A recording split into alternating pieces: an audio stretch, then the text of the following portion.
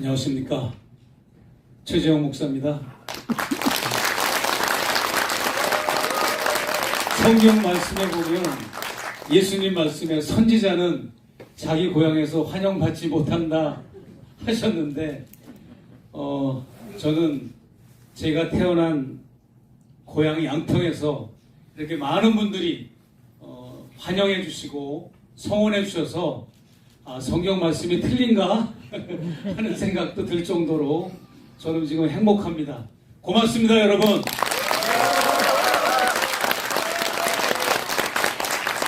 저는 양평군 계구면에서 태어나서 리따리는 제가 얘기를 안 할 겁니다. 또 거기가 빨간 스프레이로 또 동네마다 또 최재형 생가 찾아가가지고 거기 사는 분들 괴롭힐까봐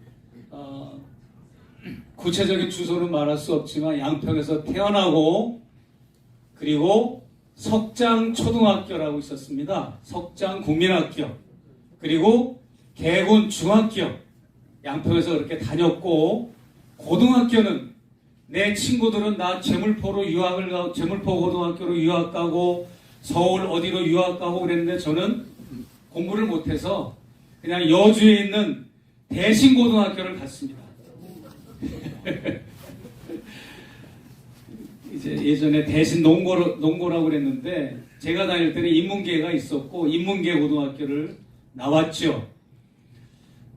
석장초등학교는 지금 폐교가 되고 계군초등학교로 이렇게 편입이 됐어요. 그때는 국민학교라고 그랬습니다. 국민학교의 기원이 뭡니까? 황국신민의 준말입니다. 일본 일제가 쓴 그 말이기 때문에 우리 진보 학자들과 관료들이 힘을 합해서 그 용어를 초등학교로 바꿨는데 너무 잘 바꿨습니다. 황국신민, 원래는 인민이라는 말이 좋은데 북한에서 쓴다고 해서 우리가 편안하게 쓸 수 없는 용어가 됐다는 것이 좀 안타깝지만 국민학교보다는 초등학교가 훨씬 좋죠. 아무튼 저는 석장초등학교를 나오고 계군중학교를 나오고 여주 대신고등학교를 나온 토박이 양평 여주의 아들입니다. 이런 비슷한 워딩을 하면 정치로 출마하는 사람들의 유세 후보에 많이 쓰기 때문에 우리 최재관 위원장님이 많이 긴장하실 텐데 저는 국적이 미국이고 해서 염려하실 필요는 없고요. 그럴 일은 없습니다. 제가 정치인이 되거나 관직을 받을 일은 전혀 없으니까 그런 오해를 하지 마시고 저는 어느 큰 정당을 등에 업고 이런 일을 도모한 게 아니고 그 흔한 통일운동단체 6.15, 민화여, 범민련 이런 통일운동단체를 소속도 안 되어 있습니다. 저는. 그리고 어떤 시민단체도 소속이 안 되고 제가 설립한 AK비전 2020이라고 하는 단체 그 기구 아래 5개의 단체가 있습니다. 선종도 목사기념학술원, 남북동방성장위원회, 또 동북아 종교위원회, 그 다음에 오작교 포럼 그런 이 기관들을 제가 세워서 그것만 가지고 활동하기에도 너무 벅차기 때문에 그러기 때문에 저는 이 살아있는 윤석열 정권과 1대1로 그냥 혼자 맞짱을 뜨듯이 싸우는 거지 어떤 정당과 정치인과 어떤 단체와 연대해서 싸우는 것이 아님을 저는 분명히 말씀을 드리고 이 제 사건을 보도한 서울의 소리도 서울의 소리 이명수 기자와 개인적인 친분으로 선물과 카메라만 부탁을 한 거지 저는 서울의 소리를 통해서 제보를 한 것뿐이지 서울의 소리와도 협업을 하거나 공작을 꾸민 게 전혀 아닙니다. 저는 한국에 와서 12, 13년 동안 강연을 하고 집필을 하고 북한 바로 알리기 운동을 펼치는 과정에서 많은 대중 강연을 하고 많은 분들을 청중들을 상대하고 또 거기에서 얻어진 정보와 자료를 취합하고 그러는 과정에서 지난 윤석열 후보와 이재명 후보가 이 맞대결을 할 때 제가 대중강연을 하고 있을 때 많은 분들이 제게 요청을 하셨어요. 목사님은 재미교포니까 진영 논리를 떠나서 정파 논리를 떠나서 윤석열 후보가 너무 무서운 대북 선제 타격을 운운하고 여러 가지 강성 발언을 하는 것이 무섭다. 저 사람이 그냥 별 볼 일 없는 사람이라면 괜찮은데 당선 가능한 선두주자를 달리고 있기 때문에 불안하다. 그러니까 목사님이 좀 조언이나 자문을 좀 해주십시오라고 여러분같이 이런 상황에서 질의응답 시간에 뒤풀이 시간에 저한테 많은 제안을 해주셨어요. 그래가지고 어떤 사람들은 윤석열 후보의 전화번호도 적어주고 전화번호가 2개더만요. 전화번호도 적어주고 김건희 여사의 전화번호도 적어주고 가서 연락 좀 해가지고 좀 캠프에 조언을 해주라는 겁니다. 그런 인연이 있어서 제가 가는 데마다 또 그런 조언을 받아서 미국에 돌아간 후에 약간 미국에 돌아가서 2, 3개월 묵었다가 봄에 다시 내가 한국에 나오니까 부모, 형제 이런 분들하고 좀 밀렸던 가족 간의 사랑을 나누고 그런 틈을 타서 내가 김건희 여사와 접촉을 해서 교제를 하면서 대북 정책, 통일 정책을 윤석열 캠프에 잘 전해 주십시오. 이런 게 재미교포로서 내가 객관적으로 북을 방문하고 북에 관한 아주 그냥 편협된 게 아니라 방북기도 제가 많이 썼고 이러이러한 정책이 굉장히 우리 한반도에는 유익하고 올바를 것이다 라고 하는 정책을 많이 이제 전달을 해줬어요.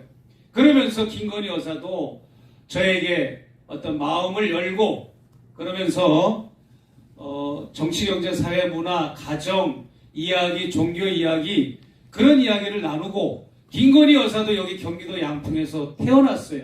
양근리, 읍내에서 태어났고 그 언니 김지영 또 오빠 김진우, 남동생 김진환 다 여기 출신이고 엄마 최은순 요 양평 출신이고 아버지 김강석 다 여기 출신이고 그리고 저희 형님 큰형님이 지금도 생존해 계신데 저희 큰형님이 양평군청에서 또 양평 관할 지역에서 공무원으로 30년을 근무했습니다. 산림과 새마을과 재무과 막 이렇게 다니면서 근무를 할 때 김건희 여사의 부친 김강섭 씨가 고려대학교 산림과를 마치고 졸업을 하고 양평군청에 근무를 하러 왔을 때 우리 형님하고 인연이 있어서 친분도 있고 또 그런 와중에 그거와는 별도로 김건희 여사의 아버지 김강섭 씨가 여기 읍내에 서울약국이라고 약국을 운영했어요. 직접 운영한 게 아니라 물주로서 운영을 하고 약사는 동생 내외를 김건희 여사의 작은아버지 작은엄마를 약사로 세워서 약국을 운영하고 저는 청소년 시절에 장날이 되면 우리 엄마 심부름으로 약국에 뭘 하다가 보따리도 맡겨놓고 또 제가 8남매 중에 막내입니다. 심부름, 약심부름도 오고 이러면서 이제 가족 간의 그런 관계도 있고 그리고 제가 안양대학교 신학과, 안양대학교 신학대학원을 한국에서 졸업을 했습니다. 그런데 김건희 여사의 언니, 김건희 여사의 형부 다 그 안양대학교를 나왔고 막내 동생 김진환도 안양대학교를 들어갔어요. 그러면서 이런 그 가족관계의 유대도 있는 가운데 전혀 모르는 사이가 아니고 그러니까 더 마음문을 열었겠죠. 그리고 제가 김건희 여사와 접촉한 시기는 이명수 기자와 7시간 녹취록 사건이 폭로된 이후라서 전화 통화하는 것은 굉장히 두려워하고 조심해서 제가 메신저로 대화를 많이 나누고 카톡으로 대화를 나눴습니다. 그렇게 돼서 이제 깊은 대화를 나누고 LA에서 3월 첫째 주에 한국으로 이제 강연을 하러 나는 떠났습니다. 그리고 떠나는 날 개표하는 날이었어요. 지난 대선. 그래서 이제 개표 결과가 나오면 최 목사님에게 제일 먼저 알려주겠습니다 라는 얘기도 김건희 여사가 저한테 했고, 나는 만일 당선되면 영부인은 이런 역할을 해주십시오, 그런 당부도 했고, 또 개표 결과가 나오고 나서 제가 당부했던 내용을 언론사와 인터뷰할 때 제가 했던 당부를 김건희 여사가 일부러 인용하기도 했습니다. 그러면서 이제 서로 그런 소통을 하다가 대통령 취임식 5월 10일 날 초청을 받고, 또 대통령 취임식의 하이라이트라고 하는 신라호텔 국빈 만찬에도 제가 135명이 참석하는 그 만찬 행사에도 초청을 받았습니다. 대통령 행사가 3개가 있었어요. 10시에 하는 선서식 행사, 그 다음에 2시에 국회의사당에서 하는 국회 연회가 있었고, 6시에 신라호텔 국빈 만찬이 있었는데, 거기에 저를 다 초청해주고 저는 뭐 고마웠죠. 그 정도로 저를 많이 비수 있게 생각을 하고, 그렇게 저하고 정치적 성향은 안 맞지만 조언을 해주고 자문을 해줘야 되겠다라고 저는 생각을 하고 그렇게 관계를 맺어왔던 것입니다.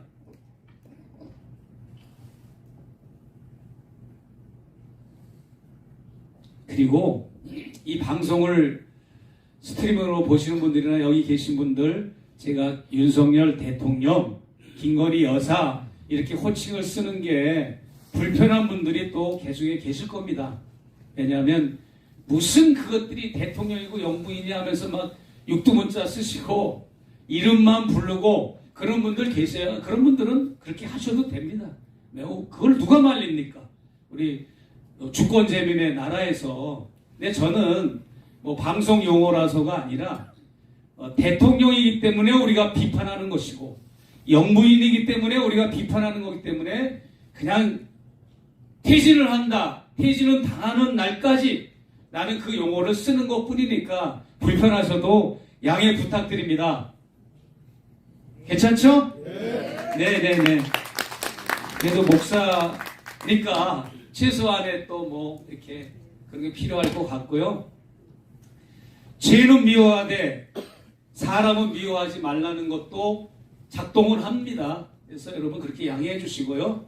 우리가 그 내용으로서 뼈를 때리고 내용으로서 우리가 꼼짝 못하게 해야지, 뭐 육두문자만 쓰고 거칠게 욕을 한다고 해서 되는 건 아닙니다. 제가 차근차근, 여러분들이 저를 좋아하는 이유가 있잖아요. 논리적으로 차근차근하게 빠져나갈 수 없도록 근거와 증거를 제시하고 이렇게 하는 게 더 무서운 거지, 욕을 막 한다고 되는 건 아닙니다. 할렐루야! 기독교 신자는 아니들인데 이렇게 변죽을 맞춰주니까 얼마나 고마워요. 믿습니까? 약간 좀 딴소리하고 진행 또 계속 할게요.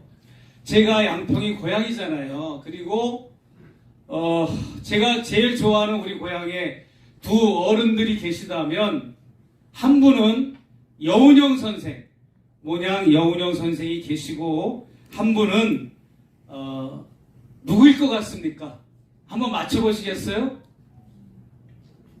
우리 현근호 청년, 최 목사가 좋아하는 양평이 낳은 두 인물, 몽양 여운형 선생 말고 또 한 분 누가 있을 것 같아요?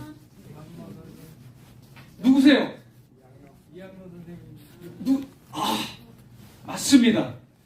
이학로 선생을 제가 굉장히 존경하고 위대한 인물로 저는 생각을 합니다. 위장척사파로 분류가 돼서 약간 오해하는 분들이 계신데, 그분의 제자들이 대한민국 임시정부를 다 만든 인물들이 됐다는 거예요. 박수 한번 쳐주십시오. 우리 여운형 선생은 신혼리에서 출생을 하셨고, 이학로 선생은 어디가 고향입니까? 서종면입니다. 어디 용문이 나옵니까? 서정면 노문이라고. 노문 맞습니다. 죄송합니다. 서정면 출신이신데 백범, 김구 또 누가 있습니까? 제자 중에 안중근 의사에게 권총과 자금과 거사 자금을 대준 사람이 누굽니까? 최재형이 아니고 이진용 선생입니다. 그리고 임시정부 2대 대통령 박은식 선생, 이런 분들이 다 이 이항로 선생님의 제자입니다. 이제 우리 고향이 이럴 때 좀 많이 알려줘야 되겠죠? 의병의 고향, 정전의 고향, 그런 고향에서 제가 이렇게 태어났다는 걸 늘 자랑스럽게 여기고 있고요. 그리고 저는 우리 어머니가 92세에 돌아가셨는데 우리 어머니 젖가슴에 20개가 넘는 포탄 파편이 6.25 때 박혀 있었는데 돌아가시는 날까지 그 파편들을 간직하다가 돌아가셨어요. 어느 날 우리 어머니가 그러시는 거예요. 중학교 입학했는데 딱 저를 무릎 꿇혀놓고 앉혀놓고 우리 어머니가 얘기를 하시는 겁니다. 내가 맨날 물어봤지. 옛날에는 모유를 먹었잖아요. 엄마가 가슴을 만지면은 뭐가 딱딱한 게 만져지니까 이게 뭐냐고 물어봐도 대답을 안 해주시는 건데 중학교에 입학하니까 딱 나를 앉혀놓고 하시는 말씀이, 이거는 북한군이 포탄을 터뜨려서 그런 게 아니라 미군이 우리 장독대에 터뜨려가지고 그때 놀러 오신 우리 옆집 아줌마들 다 현장에서 즉사해 죽고 엄마도 죽었다고 가만히로 시신을 엄마도 덮어놨다. 그리고 지금 쌍둥이 엄마 있지 않나? 쌍둥이 엄마가 팔목이 잘라진 것도 그때 엄마하고 같이 있다가 그렇게 된 거다 하면서 쭉 얘기를 해주시는 거예요. 그러면서 미군이 동네에 지나가면 부녀자들 겁탈하고 아녀자들 추운독대고 그래가지고 막 도망을 갔으나 이민군들이 지나가면 반일을 해주고 수레를 밀어주고 막 학교에서 배운 방공교육하고 거꾸로 우리 엄마가 얘기를 해주시는 거야. 우리 엄마가 자식을 잘못되게 말씀을 해줄 리는 없는데, 그러면서 내가 좀 학교의 현장 교육과 우리 어머니의 무릎팍 교육이 이제 차이가 나기 시작한 거고, 그래가지고 우리 엄마가 북한에 대해서 제 생각에는 그때 당시 우호적으로 얘기를 해주셨고 미국에 대해서는 적개심이 생긴 거야. 우리 엄마가 원흉입니다. 최재형 목사가 이렇게 반골이 된 게. 그래가지고 학교에서 삐라를 주워오라 그러면 학생들이, 우리 친구들이 방학 때 열심히 산으로 들러가서 막 그냥 삐라를 주워오면 학교에 갖다 내고 그러면 학용품을 받고 그러는데 저는 그걸 내지를 않고 딱지를 모으듯이 수백 장 수천 장을 모아가지고 그거 보는 재미로 살았어요. 그게 이렇게 좋은 거야. 그리고 다른 학생들은 막 상상도 못할 일인데 이불 속에 들어가서, 담요 속에 들어가서 뭐 단파 라디오를 들었다 그래가지고 뭐 간첩으로 체포됐다 그러는데 그 중학생 때 나이 때 그냥 공식적으로 단파 라디오를 틀어놓고 북한 방송을 듣고 그랬어요. 북한은 어떤 나라인가. 그런 가운데 제가 이제 성장을 하다가 우리 엄마가 왜 이렇게 다쳤는가 그런 의문을 품고, 그래서 우리 엄마가 하루는 그러는 거예요. 얘야 막내야, 사람은 죽을 때 쇠붙이를 몸에 지니고 죽는 게 아니란다. 네가 돈을 벌면 엄마 가슴에 쇠붙이 수술해서 좀 꺼내줘라 그러시더라고. 그래가지고 삼성의료원 본부, 저기 삼성동인가 어디 삼성의료원 있잖아요, 강남에 일원동에. 그게 오픈하자마자 우리 형님들하고 우리 어머니를 모시고 가서 수술을 시켜드리려고 모시고 가서 일주일 동안 종합검진을 하고 의사들의 마지막 결론이 뭐냐, 그냥 내버려 두시는 게 더 도움이 됩니다. 이미 어머님 가슴 속에 포탄 파편은 땅콩이 집을 형성한 것처럼 이미 안정적으로 형성하고 있는데 괜히 그거 수술한다고 까두집다가 더 몸에 해롭습니다. 그냥 놔두세요라고 해가지고 그냥 놔둔 거예요. 여러분, 그래서 내가 그걸 알고 보니까 노은리 평화기념관에 가면 9월달에서 미군이 노은리 학살 기념관 그 그 사륙의 현장을 여러분 다 아시지 않습니까? 몇백 명이 죽은 게 아닙니다. 그런 것처럼 알고 보니까 지평리 전투, 용문산 전투가 6.25 전쟁사에서 엄청 중요한데 그 지평리 전투에서 프랑스군이 가세를 하고 유엔군과 프랑스군이 중공군과 이렇게 중국인민지원군과 대립을 하면서 중국인민지원군이 이제 열세에 몰리면서 남한강을 건너서 구리시루에서 서울로 진입한다는 잘못된 정보를 이 유엔군과 미군이 입수를 하고 그 남한강 주변에 있던 우리 마을들 아주 초토화를 시킨 겁니다. 그때 우리 어머니가 장독대에 있다가 포탄을 맞아서 이렇게 된 건데 사람들이 즉사하고 그리고 내 친구 신순봉이라고 있습니다. 여기 더불어민주당 예전에 출마도 하고 그랬는데 그 친구 고모댁 동네고 뭐 우리 동네고 할 것 없이 막 그냥 천지가 지평리로부터 남한강변에 이르는 동네가 미군의 폭격에 의해서 수많은 사람들이 살육을 당한 겁니다.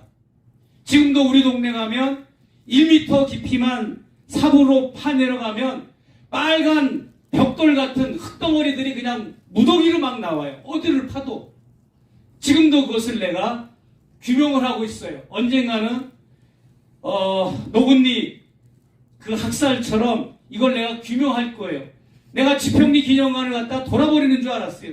지평리 기념관 그 전시관을 갔는데 꾸벅꾸벅 졸고 있더라고. 전시 해설사가. 어디서 왔냐 그랬더니 구리시에서 왔대요. 해설사가. 한번 해보시라. 쭉 해설을 듣고 나니까 피가 막 거꾸로 솟는 것 같아. 그냥 뭐 미군을 찬양하고 뭐 프랑스군 찬양하고 하는데 우리 그 지평리 전투 때문에 애꿎은 남한강변에 우리 동네와 민간인들이 학살당한 얘기는 하나도 안 들어간 거야. 그래서 내가 객관적으로 얘기를 했어요. 그랬더니 이 해설사가 전혀 모르고 있더라고. 그 내막을. 그런 일이 있었습니다. 물론 프랑스군, 유엔군 뭐 열심히 싸워준 거는 싸워준 거고 그 다른 이면에 양면에 이런 사실도 우리가 드러내서 양평이 진짜 올바른 역사를 규명하는 그런 우리 고장이 되면 참 좋겠다라는 생각을 해봤습니다. 괜찮죠? 네. 역사는 민중이 이끌어 나가는 것이고 역사의 주인은 인민들이요. 역사의 주인들은 민중들이 이끌어 나가는 것이기 때문에 여러분들은 피상적으로 주입되고 세뇌되고 강압된 그런 역사에 여러분은 머무르지 말아주시기를 저는 당부드리고 싶습니다. 우리가 알고 있는 북한도 마찬가지입니다. 우리가 알고 있는 북한 뉴스와 북한 소식은 미국의 국익에 의해서 재생산된 북한 뉴스, 미국의 국익에 의해서 재해석된 북한 뉴스로 우리가 80년을 살아왔습니다. 학교의 방공교육, 언론의 방공보도 이런 것에 우리가 익숙하고 시멘트처럼 단단하게 굳어진 그런 시각과 그런 북한을 바라보는 앵글을 가지기 때문에 우리는 북한을 매일같이 악마화하고 적대적 교정 국가로만 우리는 늘 생각을 할 뿐이지 민족의 앵글로 바라보거나 같은 동족으로 바라보는 그러한 소양들이 아주 낮게 나타나고 있는 것이 현재 현실로 제게는 체크가 되고 있습니다. 제 핸드폰은 미국 핸드폰, 한국 핸드폰, 핸드폰이 몇 개인지 몰라요. 근데 이제 한국도 그 현상이 일어나고 있는데 유괴 사건, 인질 사건이 발생하면 어린아이들 미국에는 전 주가 50개 주가 막 비상이 걸립니다. 막 삐삐삐 소리 나잖아요. 경보가 엠버시 경보가 막 울립니다. 그게 뭡니까? 어린아이 한 명이 유괴와 인질을 당해도 온 나라 미합중국이 떠들썩거리는데 우리는 내년도면 분단 80주년인데 80년 동안 1000만 명의 이산가족들이 서로 인질극으로 지금 이념의 인질, 사상의 인질이 되었는데도 우리는 매너리즘에 빠져 있고 아무런 도전의식도 없고 이 문제를 해결하려고 하는 어떤 주인의식도 없고 그런 걸 볼 때 저는 막 분노가 차올랍니다. 미국, 한국을 왔다 갔다 하면서 또 외국에 제가 많이 활동을 하잖아요. 인천공항을 제가 올 때 또 너무 분노스럽습니다. 여름에 보면 수만 명이 막 해외여행 간다고 막 툭툭 쳐요. 너무 많은 인파 때문에.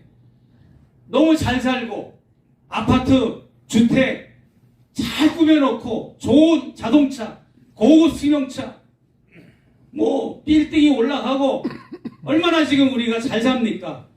돈을 쓸 데가 없으니까 막 해외여행을 막 그냥 주말마다 가기도 하고 여름 휴가, 겨울 휴가 그렇게 많이 돈이 많고 휴가를 떠나도 해외여행을 떠나도 왜 이 나라의 국방은 외국 군대에 맡기고 왜 외세에 의존하고 왜 해외여행을 그렇게 다니냐 이거예요. 왜 그렇게 주권의식이 없고 자주의식이 없는가? 거기에 대해서 나는 항상 분노의 마음이 있었고 이런 나의 의식을 김건희 여사한테 다 얘기를 했어요. 그리고 이제 제가 8권의 책을 한 20여 권의 책을 썼는데 그 중에서 8권의 책을 제가 선별을 해서 휴가를 떠난다고 해가지고 첫 휴가를 떠나는 7월 23일 날 휴가 일주일 전에 그 책을 윤석열 부부에게 전해주고 읽어봐라. 그래서 포스트잇으로 내가 다 이렇게 표시를 해가지고 읽겠습니까? 술 좋아하는 양반이 뭘 책을 읽어요?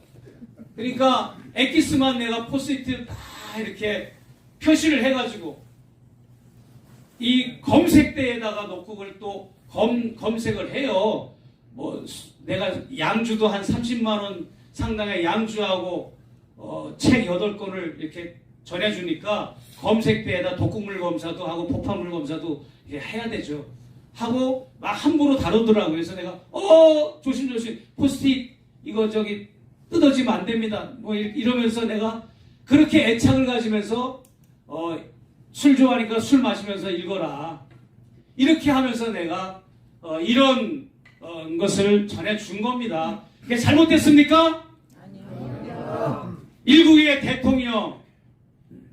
대통령은 국군 통수권자이기도 한데 그런 대통령에게 따끈따끈한 방북기, 북한을 바라보는 관점, 객관적인 시각, 또 통일의 파트너로서 어떻게 북한을 대하는가에 대해서 책을 6권을 쓴 것을 보여줬고 나머지 2권은 전태일 실록 1, 2권 제가 노동 문제를 다룬 또 전태일의 일대기를 다룬 전태일 실록을 써서 후보자 시절부터 뭐 노동자들을 무슨 불순 세력으로 알고 노동자들을 간첩이 조종한다는 이따위 소리를 하길래 일부러 전태일 실록도 집어넣어준 겁니다.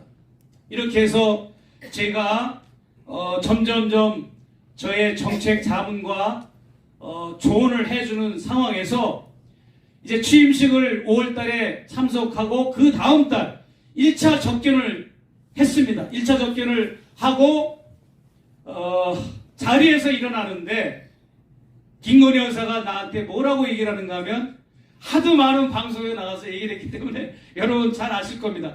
제가 자리에서 일어날 때 김건희 여사가 나한테 뭐라고 그랬습니까? 벌써 이렇게 나오잖아요.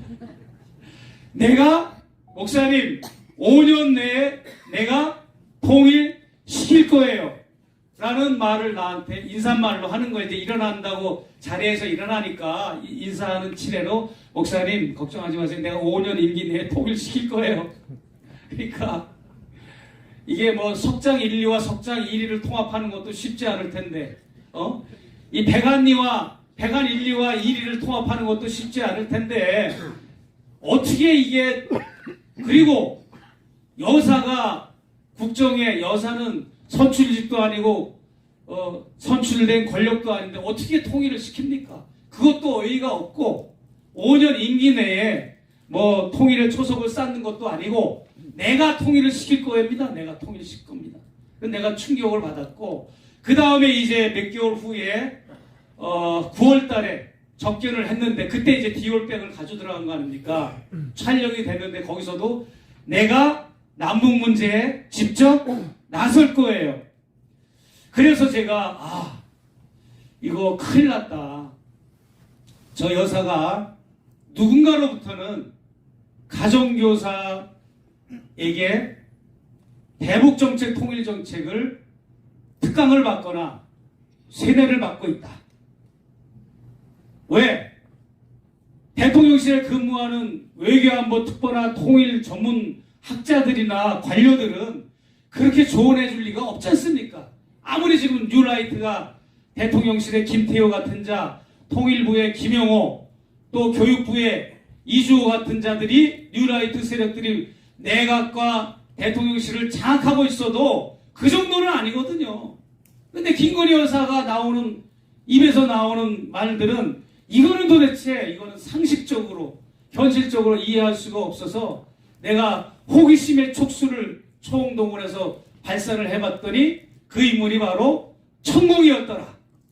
그래서 마침 또 천우신조로 내가 2018년 6월 달에 부산 해운대 호텔에 부산 시민 강연을 하러 갔다가 나는 80명을 놓고 강연을 했고 천공은 그때 당시 천공이라고도 안 그랬어요. 진정 스승이라고 하는 그 지금의 천공은 수백 명을 놓고 거의 1000명 가까이 된 것 같아요. 어마어마한 인파가 몰려와가지고 특강을 듣는데 정법시대에 특강을 듣는데 10만 원씩도 받고 하는 거예요. 그런가 보다 했는데 그 스텝 중에 키 큰 남자 한 분이 나를 알아보고 막 반갑더라고. 그래서 명함을 주고받고 그랬는데 그날 밤 8시에 천공 측으로부터 시트룸에서 부산 호텔, 해운대 호텔 시트룸 고급 그 공간에서 저를 초청을 해가지고 그때 처음 천공과 내가 인연이 있어서 그 인연을 바탕으로 해서 내가 먼저 연락을 했습니다. 디올백을 전달한 이후입니다. 디올백을 전달한 이후 내가 천공 측에 연락을 했더니 천공 측에서 일정을 조율하더니 저 멀리 경남 하천 해인사가 있는 하천에서 요즘 하천에서 활동을 합니다. 거기서 이제 비서, 운전기사, 경호원, 신경회 이사장 다 대동을 하고 저를 용산의 자기 집무실로 딱 불러가지고 접견을 하는 겁니다. 4시간 동안 접견을 하고 그래도 내가 성이 안 차는 거예요. 또 신청을 했어요. 그랬더니 그 이듬해 3월에 그 다음에는 밖에서 만나자네. 그래가지고 밖에서 만나자고 그래가지고 밖에서 만나면 이 대화가 집중이 안 되고 외부 사람들이 보잖아요. 천공의 이 행색은 독특하기 때문에. 그러면 안 될 것 같아서 서초동의 지하 커피숍을 내가 통째로 빌렸습니다. 거금을 주고 4시간 동안. 거기서 또 서너 시간을 또 인터뷰를 하고 그리고 그것도 성이 안 차요. 더 많이 알아야 되기 때문에. 그래서 5월 달에 다시 천공의 용산 집무실에서 또 3-4시간을 대화를 나눴어요. 그래서 내가 확실하게 이 주범이 바로 천공이라는 것을 알게 됐고 그 중에서 일부만 뽑아서 이번 설 명절에 천공의 성이라고 하는 그 제목의 영상이 나간 겁니다. 그거 보고 여러분 놀라셨죠? 네. 예, 그 엑기스만 뽑아서 한 건데 이제 본편이 또 따로 남았습니다. 따로 남았는데 그 본편에는 과연 어떻게 천공이라고 하는 인물이 김건희 윤석열 대통령 부부에게 어떻게 국정에 영향을 미치고 어떻게 상관관계, 인과관계가 형성이 되었는가를 증거로 보여드릴 겁니다.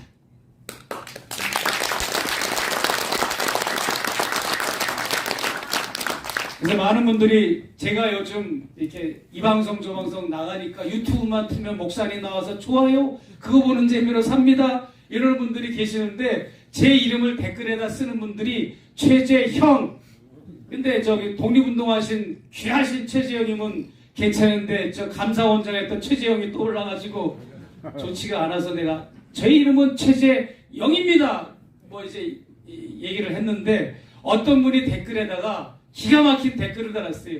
목사님은 취재형 목사님입니다. 그러니까 계속 취재만 하라고 취재형 목사님. 아 좋죠? 뭔 목사가 취재를 하냐고. 그러니까 여러분 제가 한국에 나와서 그렇게 전국을 다니면서 강연을 했잖아요. 캐리어가 소모품인 사람 봤습니까? 아마 드물 거예요. 저는 공항에 끌고 다니는 캐리어가 소모품입니다.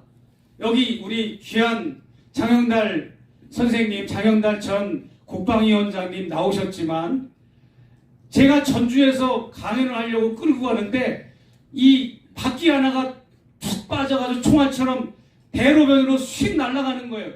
근데 그 자리에 내가 펄썩 주저앉아가지고 막 울음이 나오는 겁니다. 내가 이게 지금 뭐 하는 건가? 처자식 미국에다 버리고 내가 교수나 중형교회 담임 목사로 편하게 살 수 있는데 누가 환영하는 것도 아니고 월급을 주는 것도 아니고 꼴랑 강사비 다녀봐야 2, 30만 원 주고 그거 정말로 뭐 종북이다 친북이다 욕만 듣고 내가 이게 뭐 하는 건가 싶어서 막 울음이 막 나오는 거예요. 지금도 막 울음이 나오는데 막 참는 거예요. 근데 여러분 그러다 보니까 저는 이 대한민국이 어떻게 돌아가고 있는지를 미국에서 고급 정보를 보면서 남과 북을 같은 앵글로 바라보면서 저는 대한민국의 현실이 그냥 한눈에 다 보여지는 거예요. 그리고 저 대통령실에 들어가 있는 윤석열, 김건희 부부가 어떻게 천공이라고 하는 무속인과 건지법사라고 하는 이 양대 무속인을 통해서 어떻게 무속으로 국정을 운영하는가를 다 한눈에 보이는 겁니다.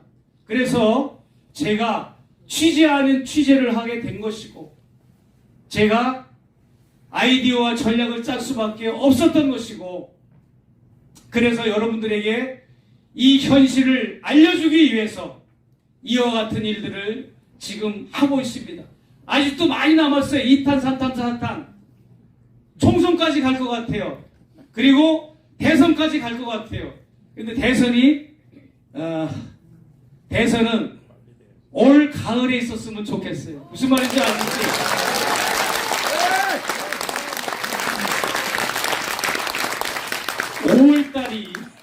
올 5월달이 취임 2주년인데 총선이 4월 11일로 알고 있어요. 그리고 2주년, 취임 2주년이 5월 10일 날인데 더 기다릴 수 있습니까?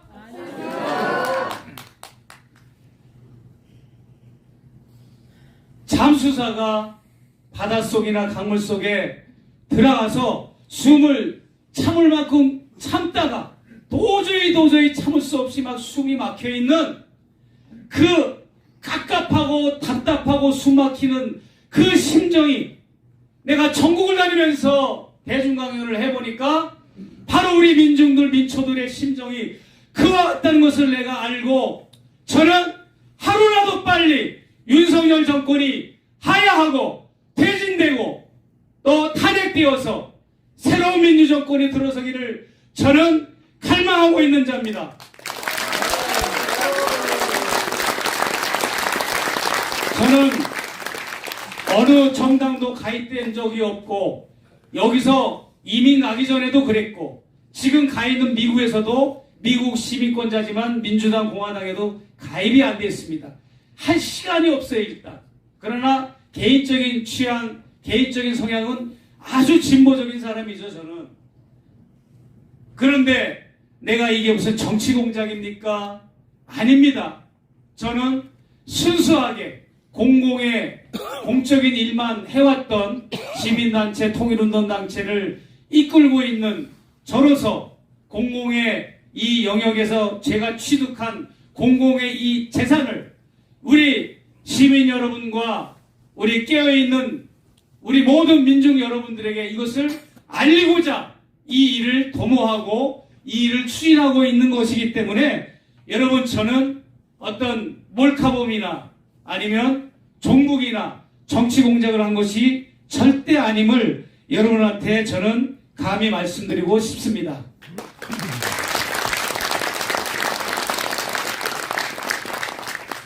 어느 분이 저한테 메시지를 주셨어요. 저는 최재형 TV라고 하는 제 유튜브를 한 달 전에 만들었는데 거기에는 내 폰 번호를 아예 개방을 했어요.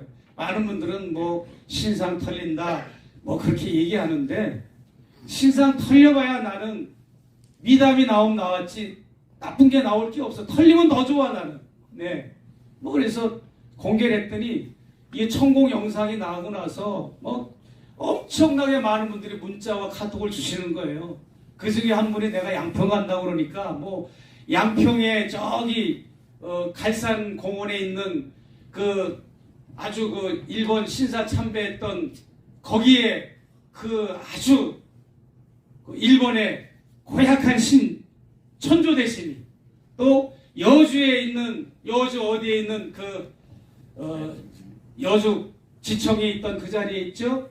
거기 신사 참배하던 자리에 있던 그 귀신이 이 윤석열한테 틀러붙어가지고 그게 이제 용산에 있던 무슨 대신입니까? 용산에서는 무슨 신사가 있었어요? 잘 모르시나요? 용산에 있었던 가등신사라고 있잖아요. 용산에 있는 가등신사의 귀신이 완전히 윤석열한테 씌워가지고 저것이 친일파가 됐다. 이렇게 조언해 주시는 분도 계시는데 그것도 일리가 있더라고요. 말이 되더라고요. 그런 것보다 여러분 지금 심각합니다. 여러분 저는 분명히 말씀드리고 싶어요. 너무나 드릴 말씀이 많기 때문에 제가 이제 어디를 강조해서 말씀을 드릴까 생각하다가 김건희 여사와 천공의 관계를 맛배기로 말씀을 드릴게요. 가래침 뱉는 영상 있잖아요. 가래침 뱉는 영상은 이게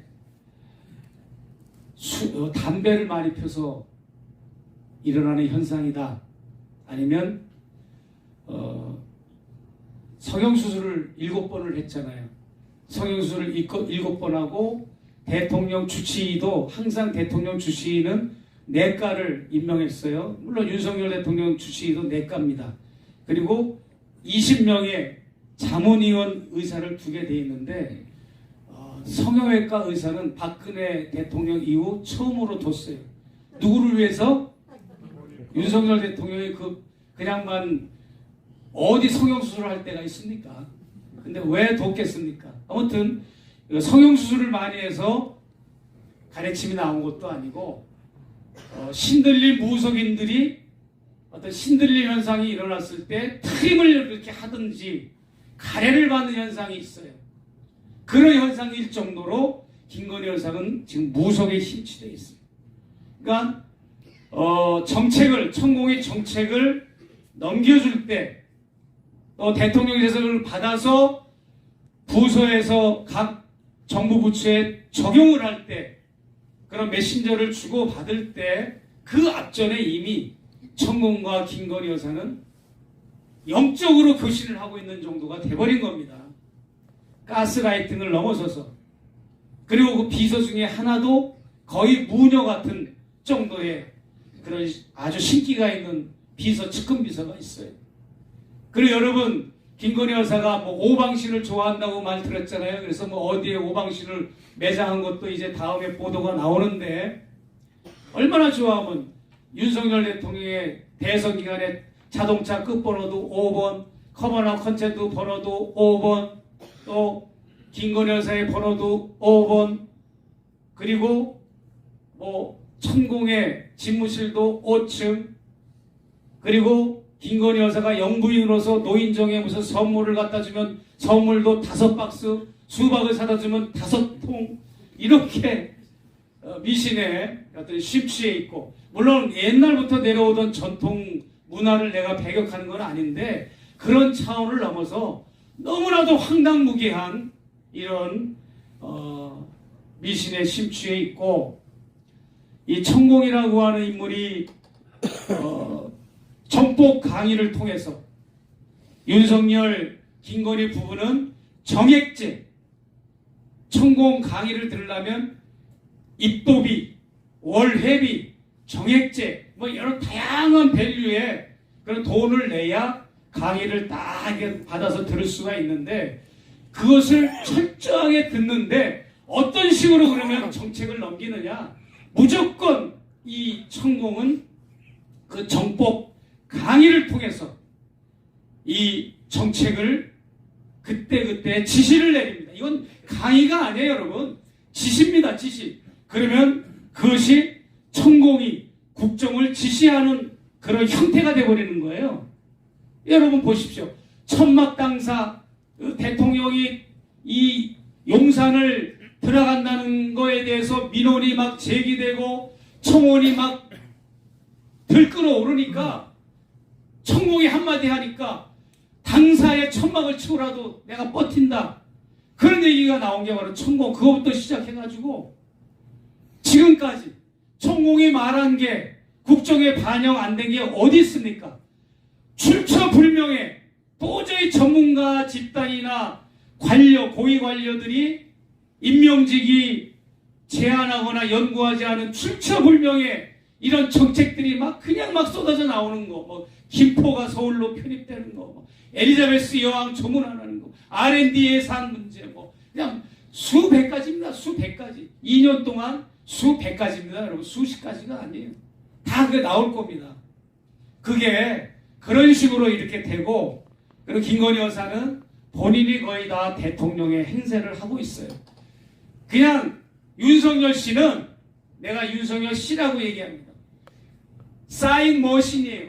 결제하는 기계입니다. 그냥 대통령의 껍데기는 대통령이고 그 행동이나 이런 거는 표면적인 건 대통령의 의전을 받지만 그냥 앉아가지고 정부 부처에서 올라오는 거 이런 거 고위직들이 올라오는 그 시각과 오르는 사인하는 기계고 어떤 때 김건희가 하기도 해요. 2층에서 5층에 있는 걸 2층으로 내쫓고 내쫓았잖아요. 새로 그 대통령 주집무실이 완공되고 그리고는 거기는 이제 김건희 5층 집무실인데 이제 여기 2층에서 주집무실 하니까 2층까지 내려와가지고 차지하고 반을 쓰면서 본인이 다 이제 420명의 대통령실 직원들을 김건희가 다 관장을 하는 겁니다. 김건희 여사가. 그러니까 김대기 비서실장도 왕따를 당할 정도로 대통령실 직원들 시스템이 다 김건희 여사에게 집중화되고 사유화되고 독점화된 겁니다. 그러니까 대통령실 제2부속실이 필요가 없는 겁니다. 그냥 대통령실 자체가 내 사람이고 내 네트워크인데 무슨 부속실이 왜 필요합니까? 그렇게 돼버리는데 권력이 이원화되는 게 아니라 그냥 권력이 김건희가 그냥 대통령인 거예요. 이걸 사람들이 몰라요. 그걸 내가 디올백 뛰듯이 한번 찍어서 보여드려야 믿으시겠습니까? 정말 그런 겁니다, 여러분. 믿으시겠습니까? 믿습니다. 예, 이때 믿습니까 나와야지. 믿습니다. 예. 그런 정도로 지금 희한한 상황이 돼버렸고, 근데 그것이 올바른 지식이 있다든지 올바른 능력이 있고 정말 올바른 투명성 또 개방성 전문성 이런 게 있어서 정책이 잘 집행되고 이러면 되죠. 뭐 이제 싱크탱크가 대통령실에 정말 아주 요직들이 핵심 이런 전문가들이 포진해가지고 외교정책, 통일정책, 안보정책 정말 뭐 국내정책 그런 걸 해서 시스템이 작동되고 또 여러 가지 프로세싱이 되고 그래서 이제 인적 자원이 불가동되고 이런 정도라면 누가 뭘 하겠습니까?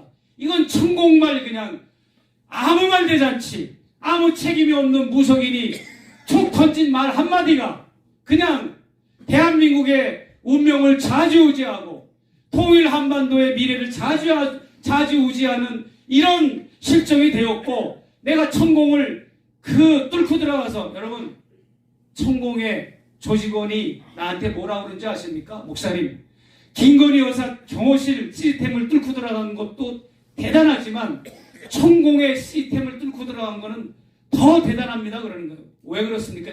천공의 시스템은요 그 조직원들한테 짝퉁폰을 줘요. 원본 그러니까 어떤 이 짝퉁폰을 받은 사람이 전화를 거면 누구와 전화 통화하는 것도 다 듣고 그리고 다 조종이 되는 겁니다. 이 사실입니다 이게. 그리고 내가 천공하고 이렇게 대화를 나누고 있는데 거의 100m 정도 하도 그 집무실이 뭐 너무 넓으니까 저 뷰팅에서 대기하고 있잖아요. 비서, 경호원, 운전기사가 천공하고 내가 쏘곤쏘곤 하는 말도 걔네들이 알고 휙 달려와가지고 그 일을 처리해. 내가 예를 들어서 책을 주면 이제 책이 이제 거슬리잖아요. 그 책을 얼른 와서 가져가. 다 도청 장치가 다 돼 있고 무서운데 목사님 거기를 어떻게 뚫고 3번이나 촬영을 했냐 이거야. 여러분 어찌됐든 가장 무서운 말이 자고 일어나면 통일이 돼 있을 거다. 그리고 언제 남북 정상회담이 될 것 같습니까? 라고 했더니 목사님 무슨 정상회담을 합니까? 만나자마자 통일협정 조인식을 하지요. 내 이 말에 그냥 아주 기절하는 줄 알았어요. 언더카바고 뭐고 아이 개새끼 하면서 내가 그냥 대가통을 내가 터뜨리고 싶었습니다. 하도 내가 왜냐하면 그것은 불량한 통일 방법이거든요. 흡수통일, 무력통일이거든요. 한쪽을 제압하고 항복시켜서 항복하는 싸움이거든요. 그러니까 이게 자고 일어나니까 통일이 되어 있더라. 이 따위를 주장하는 건데 이것이 지금 천공의 말이라면 그냥 흘려버릴 말이고 아이 저 새끼 미치고 또 저기 허황된 말하고 자기 유튜브 고객들 늘려나가니까 그런가 보다 하는데 실제로 2월 5일날 이달 2월 5일날 무슨 일이 있었습니까? 김영호 통일부 장관이 4대 원장들을 모아놓고 국립외교원장, 통일연구원장 이런 사람들을 모아놓고 발표를 했어요. 뭘 발표했습니까? 자유북진정책을 발표했다고요. 북진정책. 이게 뭡니까? 이승만이나 했던 그 북진정책을 윤석열판 북진정책에 자유자만 집어넣은 거예요. 천공의 그 말이 그대로 국방부, 통일부가 적용을 하고 실행을 하고 있는 겁니다. 여러분 얼마나 무섭습니까? 그러니까 자고 일어나면 통일이 되어 있더라가 아니라 자고 일어나니까 일본에 속국이 되어 있더라. 자고 일어나니까 미국의 독수리 여권을 다 주어졌더라. 독수리 여권만 주어지면 다행이지. 미국 시민권자가 되니까. 일본의 여권 받아봐요. 오늘부터 여러분은 스네길 이상 다만약 이상이 되는 거예요. 그때부터. 기가 막힌 일 아닙니까? 그리고 정말 한쪽을 이렇게 묵사발 내는 것도 있지만 그 외에 그 뜻이 뭡니까? 서로 남과 북이 전쟁을 벌여서 폐허가 된 상태에서 복구불능의 상태에서 미국이 그 폐허된 우리 남북한을 접수한다든지 일본이 폐허된 우리 남북한을 접수한다는 그런 플랜도 서 있는 겁니다. 그러니까 무서운 것이고 종교 교주가 거의 친일파 친미파가 없는데 이 천공이라고 하는 자는 이상하리만큼 뼛속 깊은 친일파예요. 일본에 고마워해야 된다. 일본에 우리가 항의하지 말아야 된다. 이따위 소리를 주구장창 해왔잖아. 이 자는 전쟁도 불사할 것이고 계엄령도 불사할 것이고 이 자는 상상을 초월할 만큼 이 종교적 욕망뿐만 아니라 배운 게 없고 사회적 의식과 이런 역사적 의식이 없고 한글을 몰라 일단. 다음 영상에는 한글 물어보는 것도 나와요. 당신이 진짜 한글을 쓸 줄 모릅니까? 읽을 줄 모릅니까? 그러면 공과금은 어떻게 있습니까? 그런 것까지 내 어디에 들어가요. 되게 싹 입이 쏙 들어가더라고. 아, 뭐 그 조금은 공부했습니다 이러면서. 근데 조금 공부할 줄 읽을 줄 알아요. 완전히는 몰라요. 근데 그런 자가 이 어마어마한 통일 한반도의 미래를 좌지우지한다는 것은 도저히 안 될 것 같아서 제가 취재용 목사로 이렇게 앞으로도 여러분들을 찾아뵙겠습니다. 시간 약속이 이제 끝나서 저는 이제 제 단독 강연을 이 정도로 마치고 여의원님 통해서 아마 다음 순서가 질의응답인가 뭐 있을 것 같습니다. 네, 고맙고 감사합니다. 여기 서 있나요? 들어갈까요? 네, 잠깐만. 오케이, 알겠어요. 네.